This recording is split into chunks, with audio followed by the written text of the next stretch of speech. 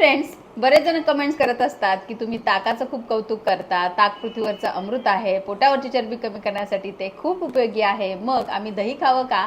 कारण दही आणि ताक जवळजवळ सारखं आहे असं बऱ्याच जणांना वाटत असतं. परंतु तसं नाहीये. दही आणि ताकाचे गुण खूप वेगळे वेगळे आहेत. विधानुसार दही हे उष्ण सांगितलेलं आहे. बऱ्याच जणांचा असा गैरसमज असतो की दही थंड आहे, परंतु तसं नाहीये. ते उष्ण आणि विषंदी आहे.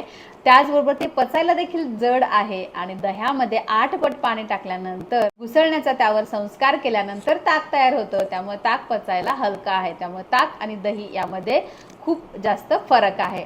त्याचबरोबर दह्याचा वापर करताना त्याला कधीही फोडणी देऊन रात्री 7 नंतर देखील दह्याचा समावेश आपल्या आहारामध्ये बिलकुलच करू नये. ज्यांना वजन कमी करायचं आहे त्यांनी दररोज दही तर आपल्या आहारात घेऊच नये.